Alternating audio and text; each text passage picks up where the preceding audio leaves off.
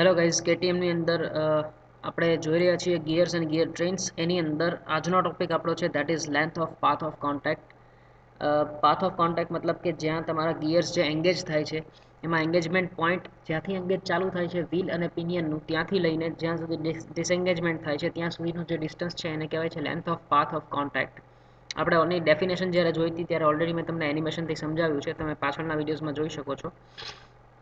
તો આજે થોડું એનું ફટાફટ બ્રીફ લઈ લઈએ, કેમ કે આગળ તમારે ન્યુમેરિકલની અંદર બી તમને કામ લાગશે. તો length of path of contact જે છે એ આજે આપણે જોઈએ છીએ. આ એની ફિગર છે, તમને સમજાવી દઉં. સૌથી પહેલાં આ પિનિયન છે, આ વ્હીલ છે, એનો આટલો પોર્શન બતાવેલો છે. આ વ્હીલનું બેઝ સર્કલ છે અને એનું એડેન્ડમ છે. એડેન્ડમ સર્કલ તમને ખ્યાલ છે વોટ ઇઝ દેટ. આ પિનિયન માટેનું બેઝ સર્કલ છે, આ પિનિયનનું જે છે એડેન્ડમ સર્કલ છે, બરાબર.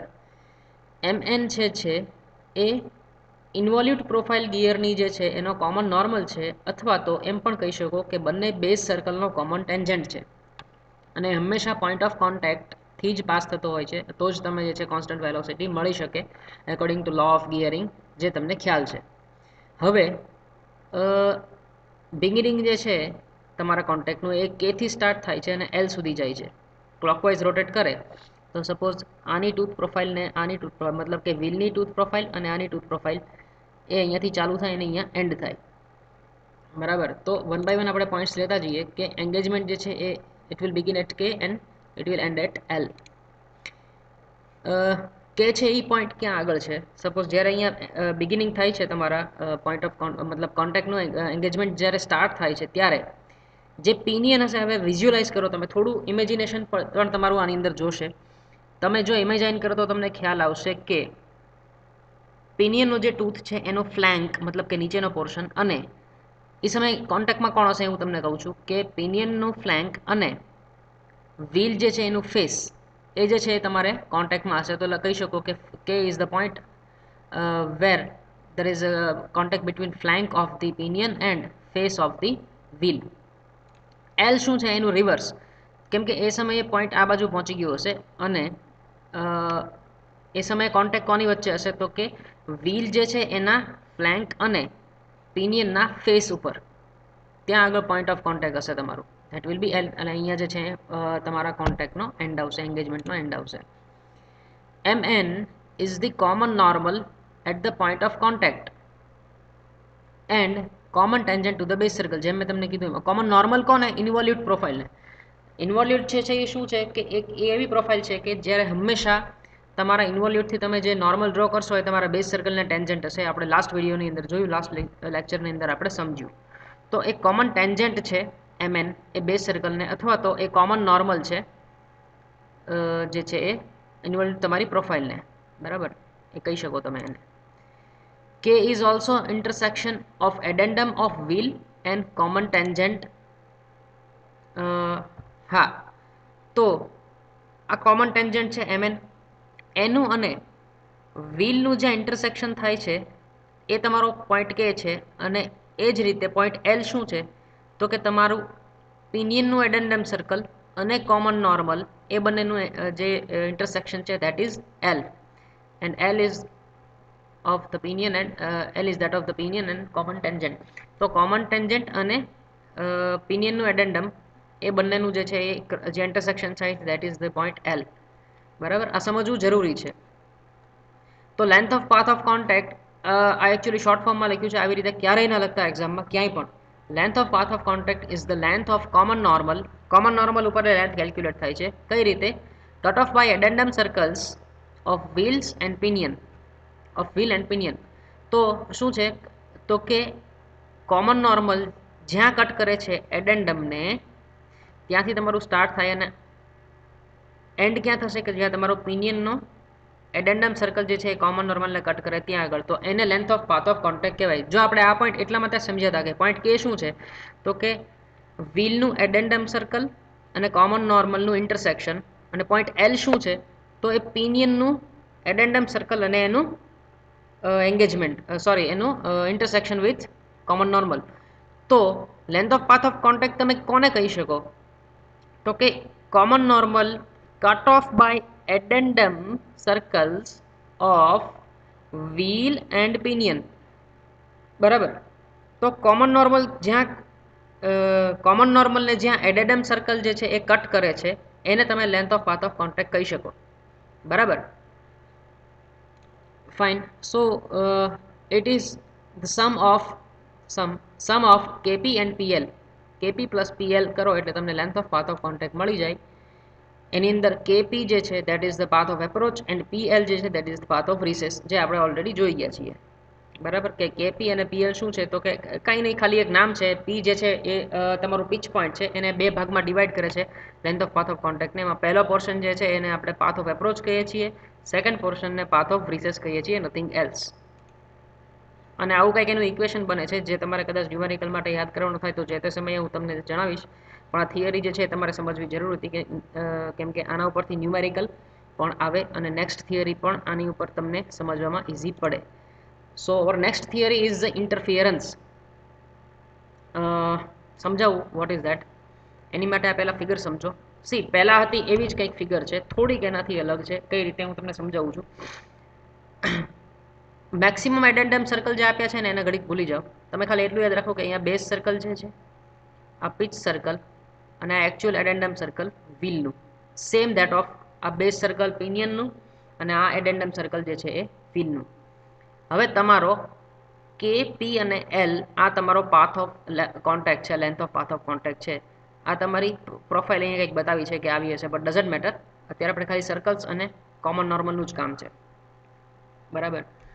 તો હવે જુઓ, હું તમને સમજાવું છું શાંતિથી. પછી આપણે અત્યારે બુકમાં શું આપ્યું છે પછી જોઈએ, હું તમને સમજાવી દઉં પહેલાં. જનરલી આપણો પાથ ઓફ કોન્ટેક્ટ કઈ રીતે હોય કે કે થી પી અને પી થી એલ સુધી, બરાબર. પણ જો વ્હીલની રેડિયસ અથવા તો એડેન્ડમ સર્કલ જે છે એ અહીંયાથી થોડુંક વધી જાય, સરકીને નીચે આવે, મેક્સિમમ એડેન્ડમ સર્કલ અહીંયા સુધી આવી જાય, મતલબ કે O2 થી એ એમ સુધી આવી જાય, આટલું એડેન્ડમ સર્કલની અંદર આ જૂનું એડેન્ડમ સર્કલ જે છે એની રેડિયસ છે, અને આ સપોઝ નવા એડેન્ડમ સર્કલની થોડુંક વધી ગયું, તો શું થશે? અથવા તો હજી ફર્ધર ઇન્ક્રીઝ કરે તો તમે જુઓ કે આનું બેઝ સર્કલ જે છે એને એ અંદર જતું રહે છે એડેન્ડમ સર્કલ, બરાબર. તો એ જે અંદર જતું રહે છે એ ના થવું જોઈએ, બરાબર. આની અંદર પણ જો O1 એન સુધી પહોંચી જાય, O1 એલ ને બદલે એડેન્ડમ સર્કલ O1 એન સુધી પહોંચી જાય. C length of path of contact કોને કહેવાય તો કે એડેન્ડમ સર્કલ અને કોમન નોર્મલને કટ કરતું પોઈન્ટ. તો પહેલાં કયું કટ કરતું હતું કે એલ જે છે એ એવું પોઈન્ટ હતું કે આ તમારું એકચ્યુઅલ એડેન્ડમ સર્કલ અને કોમન નોર્મલને કટ કરતું હતું. હવે એની બદલે તમારું એડેન્ડમ સર્કલને વધારી દીધું, તો એ કોમન નોર્મલને ક્યાં કટ કરે છે, કટ ઓફ કરે છે એન પાસે. તો મારું અહીંયા સુધી પહોંચી જશે મારું એડેન્ડમ સર્કલ, અને અહીંયા સુધી મારો length of path of contact થશે. તો મારું બિગિનિંગ ઓફ પોઈન્ટ અહીંયા થશે અને મારો એલને બદલે એન્ડ અહીંયા છેક થશે.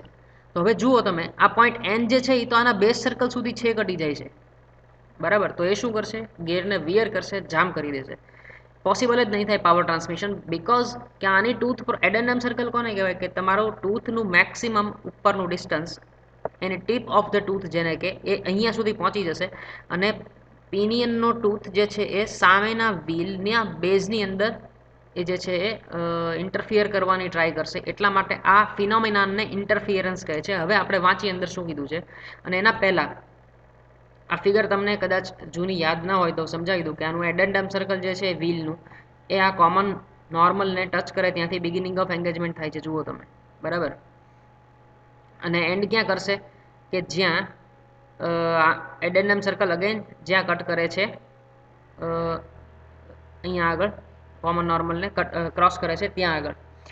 આ જે છે એ એક એડેન્ડમ થયું આ ગિયરનું, અને આમાં જ્યાં મારું માઉસ ઓવર થાય છે એ આ ગિયરનું જે છે એ એડેન્ડમ થયું.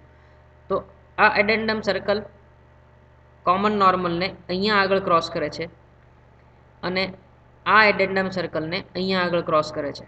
તો બસ એટલો તમારો length of path of contact થયો. આ તમારું પિચ પોઈન્ટ કે જ્યાં બ્લુ કલરથી બતાવી જે છે એ તમારી બંને જે છે પિચ સર્કલ જે છે એનું common point of contact, that is your pitch point. તો અહીંયાથી અહીંયા સુધીનું જે છે એ પાથ ઓફ એપ્રોચ, અને અહીંયાથી અહીંયા સુધી જે છે પાથ ઓફ રિસેસ. તો આ તમને એનિમેશન એટલે બતાવું છું કે તમને થોડું સમજાય. Fine, let's proceed further. જો અહીંયા મેં તમને જેટલી પણ વસ્તુ કીધી ને એ બુકની અંદર આપેલી છે કે the point of contact L will move from L to N, એટલે કે જો વધારી દેવામાં આવે એડેન્ડમ સર્કલ તો એલ થી એન સુધી જે છે પોઈન્ટ ઓફ કોન્ટેક્ટ જતું રહે. When this radius is further increase the point of contact L will be on the inside of the base circle. એટલે આ અહીંયા એન્ડ આવી ગયો. હવે આનાથી વધારે જો જશું તો શું થશે કે બેઝ સર્કલની અંદર ઘૂસી જશે. અહીંયા પણ ધીસ ઇઝ મેક્સિમમ. એમથી આગળ જો આપણે જશું, આની રેડિયસ ફર્ધર આપણે એડેન્ડમ સર્કલ વધારશું તો એમથી અંદર જશે, એટલે બેઝ સર્કલની અંદર જતું રહેશે. આ ચાલે અહીંયા, કેમ કે એકચ્યુઅલી અહીંયા નથી આવતું ત્યારે ગેર પણ મૂવ કરતા હોય છે. તો આ એમથી જો વધારે, કેમ કે પોઈન્ટ ઓફ કોન્ટેક્ટ તો અહીંયા છે ને, અહીંયા નથી. તો પોઈન્ટ ઓફ કોન્ટેક્ટ જો એમથી આ બાજુ આવશે અથવા તો એનથી આ બાજુ જશે તો શું થશે કે will be on the inside the base circle of the wheel and not on the involute profile. એટલે ઇન્વોલ્યુટ પ્રોફાઇલ ઉપર નહીં રહે, એ બેઝ સર્કલ ઉપર જતું રહેશે point of contact. The tip of the tooth on the pinion, મતલબ કે આનો અત્યારે આની વાત થાય છે કે આ જે ટીપ ઓફ ધ ટૂથ જે છે પિનિયનની એ આની અંદર જતી રહેશે. will tend will then undercut the tooth on the wheel and the root and remove the part of involute profile on the tooth and wheel. मतलब કે wear કરશે. this effect is known as interference. मतलब theory પૂછાય તો આ લખવાનું છે. and occurs when the teeth are being cut. તો એની અંદર ટીથ જે છે એનું ઓબ્વિયસલી કટ થશે. In brief, the phenomenon of when the tip of the tooth undercuts the root on its mating gear is known as interference. તો જ્યારે tip of the tooth જે છે એ એના સામેના ગિયર એટલે કે મેટિંગ ગિયરના રૂટ સર્કલને કટ કરશે, અંડરકટ કરશે, that will be known as, that phenomenon is known as interference. Similarly જે છે એ આની વાત કરી છે આખા કેસની અંદર કે O2 થી એમ સુધી જો એની રેડિયસ છે એને ફર્ધર વધારવામાં આવે તો અહીંયા આગળ અંડરકટ કરશે અને જે છે એ ઇન્ટરફિયરન્સ થશે. આ આખા જે છે એની અંદર એ જ લખેલું છે, વાંચવાની જરૂર નથી, બુકની અંદર તમે જોઈ શકો છો.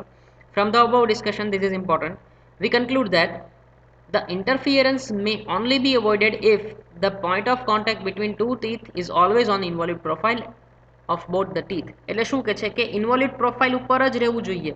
ગિયરની આ જે ઇન્વોલ્યુટ પ્રોફાઇલ છે એની ઉપર જ રહેવું જોઈએ પોઈન્ટ ઓફ કોન્ટેક્ટ. એ ક્યારે પણ during the travel base circle સુધી ના પહોંચી જવું જોઈએ. બરાબર, ઇન્ટરફિયરન્સ જો અવોઇડ કરવું હોય તો. In other words, interference may only be prevented if the addendum circles of the two mating gears cut the common tangent to the base circles between the point of tangency.